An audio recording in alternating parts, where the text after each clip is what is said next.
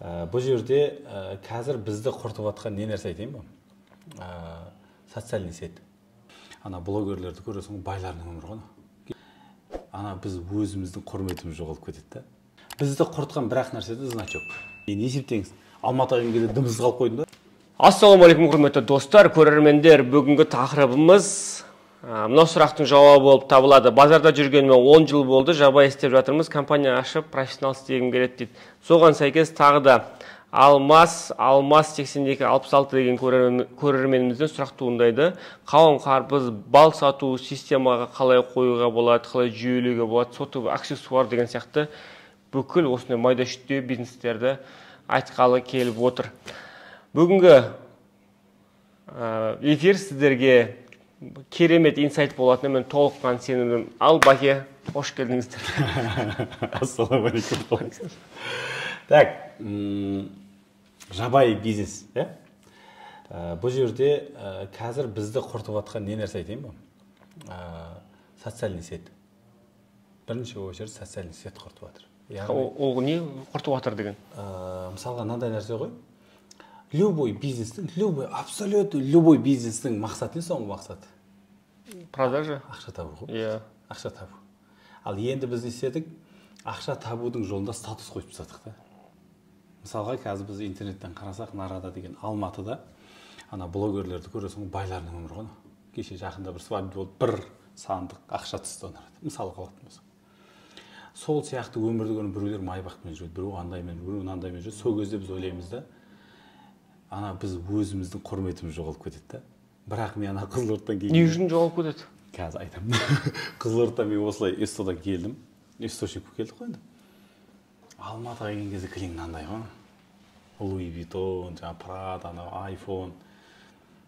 Мен аналарға қарап, мен не істеп жүрмін деп ойланып қалдым да. Содан кейіннен енді бірге ақылдаса сөйлесіп келіп қарасақ, вообще аналардан байымын да мен. Ақшам көбірек. Бірақ аналардың обложкасы менен күштірек та. Менің тіл қабілетім жоқ, орысша түсінбеймін, ана түсінбеймін, ана түсінбеймін да. Сонда есептеп келіп қарасаң, бізді құртқан бір-ақ нәрседе значок. Яғни базарда отырсыз ғой сіз. Мысалы мен сізге айтайын, Эстода мен маймеу жүрген кезде айына 1 миллион, 1,5 миллион ақша таптым да. Менің немде депозитімде 10 миллион деп ақша тұрды да. Эстода жүрген кезде. Енді есептеңіз, Алматыға келген кезде дымсыз қалып қойдым да. Зато сен красавчиксің да. Не өзгерді? Біздер ана бұрын ауылда жүрген кезде ана коммерсант деген не бар еді ғой бізде? Ұғым бар еді ғой. Сол кезде ол адамдар кімдер? Олар базардағы тұрған адамдар ғой, коммерсант. Просто біздер не істедік? Қазір бизнес ашу үшін біз ойлаймыз да қазір. Аламызда мынандай офис алсам, мынандай жерде тұрсам, өйтсем, бүйтсем дейміз да, не істейміз? Сол күні сәлтен аламыз да, жиған тергеміз, шашып береміз.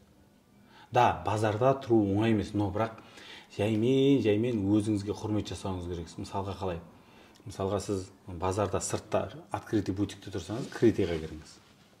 Критейға кірдіңіз ба, енді қасыңызға помощник алып бастаңыз да, өзіңіз уже күнне уже жарты уақытыңызды уже өзіңізге бөле бастаңыз. Енді өзіңізге бөлгенде қайқа жасайсыз?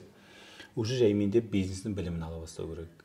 Енді бизнестің білімі сізге біз ана білім десе, мектептен шошып қалғанбыз ғой, 2-3 аламыз деген сияқты. Білім сізге 20% керек. Ал енді 80% не деген кезде орта. 80% бізге орта керек. Мысалы ғана ең біріншіден Давлатқа бардым ғой 2014. 65 бизнесменнің ортасына түстім да, мен источник болып бардым, слесарь болып бардым. Бірақ мен ол 2014-те маған берген сабағынан бір сабағы есімде жоқ, не берген. Потому что тіл түсінбейсің. Но бірақ 65 бизнесмен есімде да. Өйсіп отырмыз. Тұратта бір өз тұрады. Мен айына оборотым 50 миллион дейді. Мен айтам, мынау қуды дейді. Ондай болмайды деп па? Болмайды. Екінші Тұратта айтады. Менің бір жылдық оборотым 2,5 миллиард дейді. 2 миллиард дейді. Мен мыналар кетті. Үшінші Тұратта айтады ғой. Мен жаңағыдай заводтың егесімін. Ана вагон шығаратын заводы бар. СНГ-ден келген ғой бизнесмендер. 500 миллион доллар оборот. Мен айттым, деді. Төртінші Тұратта айтады, мен деген банкім бар, микрокредитный организациям бар. Өстінде отырдым ғой. Бірақ 21 күн солардың қасында жүрдім ғой. Ана жатқан қоян, жүріп жатқан қоян орнынан тұрғызады дейді ғой. Жүгіріп жатқан қоян, жатқан қоян орнынан тұрғызады дейді. Сол кезде келгеннен кейін мен уже өсім басталды. Неге? Потому что осылай өсіп әңгімелескен кезде ана вирус тастап жүрді ғой. Вирус тастап жүрді. Мен астымдағы мысалға ол кезде Ешка деген хит еді ғой. Ешкамды 1 миллион, 2 миллион тұратын Ешканы 1 миллионға сатып, соңғы ақшамен бардым ғой. Келген кезде буквально бір 15-20 күнде мен уже $25,000 не алдым да, Lexus алдым. Не өзгерді? Ол Lexus барына неге алмадым мен? Деген кезде мына жақтағы орта маған уже не бере бастады да, миға команда бере бастады да. Мынандай да өмір бар, мынандай да. Яғни бұл жерде не айтқым келіп жатыр? Сіз қазір бірінші кезде бірден автоматизация бірден кірмеңіз.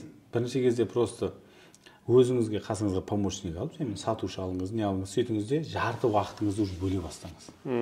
Жарты уақытыңыз уже біліммен ортаға кетсін. Ортаңызда отырыңыз. Содан бастап уже жаймен уже бір 3 ай, 6 айда мынау горизонт ашылғаннан кейін мына жағыңыз дұрыстала береді ғой жаймен. Сөйтесіз де уже өзіңіздің бутигіңіз магазинге айналады. Магазиніңіз торговый центрге айналады. Торговый центріңіз уже әр қала масштабқа шыға бастайды. Әдем. Ойым жетіп салдым ғой. Иә, көбінесе барлығы бір алтын бір батырман күтіп отырады. Басып қалсаң ақша деген батырман басып қалсаң ақша шыға қалатындай. Бірақ ұзақ уақыт бір уақыт талап ететінін көбісі түсінбейді. Алмабақ сияқты ғой, бизнес ол бір алмабақ сияқты. Олар ойлайды, қатты жүгірсем соған тез жетем деп. Бірақ направление дұрыс емес. Басқа жаққа қанша қатты жүрсең де ол жаққа жетпейсің ғой. Сондықтан да сол направленияға, сол бағытқа апаратын жолдың қай жерге уақыт салдың? Қай жерге уақыт салдың? Мысалға сен 10 жыл уже базардасың ба? Братан, енді саған уже производство ашудың қажеті жоқ. Сен 10 жыл уже опыт бар. Өмір берген опыт бар ғой, өмірден асқан опыт жоқ, не жоқ қой, артық білім жоқ қой негізі. Енді өмір берген опытыңды алда, жаймен масштабқа уже конвертацияға айналдырды. Біздерде тағы да бір базардағы бір қателік, адамдар өзіне ақша қимайды ғой. Өзіне ақша қимайды. Мысалға, өз бизнес үш нәрседен тұрады. Бірінші, сен уже келген кезде айтасың, любой бизнесмен айтады, бір 500 мың теңге тапсам жетеді деп кіресің ғой бизнеске. Сөйтесің де азартқа кіріп кетесің, бір күні қарасаң, сен уже 2 миллион да жетпей жатыр, 5 миллион да жетпей жатыр, 100 миллион жетпей жатыр. Вроде базардың адамы, мен анарда болдым, әйелі, күйеуі, баласы, 2 баласы жұмыс жасайды. Бір айда бір отыр 170 миллион. 4-еуі отыр. Бірақ өз базарының өздері құлдары да ол. Көрдіңіз? Ал енді жаймен, уже кузокпен жаймен базардан жаймен шығып отырып, масштабқа шыға беру керек. Біздер базарда 99% адам қорқынышпен өмір сүреді. Мен кетсем, мен сияқты ешкім істей алмайды дейді. Братан, базар саған дейін бар ғой. Сенен кейін де болады. То есть біз өзімізге дофига алып жүреміз, сенбейміз ғой біз. Көрдің ба? Базардағы адамда сенім жоқ. Ал енді сенімді арттыру үшін жай ортаны ауыстырыңызшы. Мысалға мен сізбен сөйлестім, сізден идея алдым ғой, сіз мен сөйлесің, мен идея алдыңыз. Сөйтеміз де осы идеяны жаймен ендіре бастаймыз. Жаймен сөйтіп келеді де уже үлкен жұмысқа айналады. Сабыр керек. Сосын уақыт салған жерінен қайтадан ақша шығарды. Біздің қателігіміз 10 жыл уақыт саламыз да білем мына жерге. Бұрыламыз да басқа жаққа кетеміз ғой. Ол басқа жақтан 2-3 жыл тағы жоғалтасың да. Ең қиын осы жерде жүрді. Мінекей құрметті көрермендер, керемет сұхбат болды деген сенімдемін. Қандай да бір сұрақтарыңыз бар болса, астына комментарияға жазыңыздар. Ішінде қызық сұрақтарға осындай видео қылып жауап беретін боламыз. Бақтияр мырзаға жеке консультациясына жазылғыларыңыз келсе, осы видеоның астында WhatsApp телефон номер тұр, соған хабарласыңыздар. Барлықтарыңызды жақсы көреміз. Келесі эфирде кездескенше аман болыңыздар.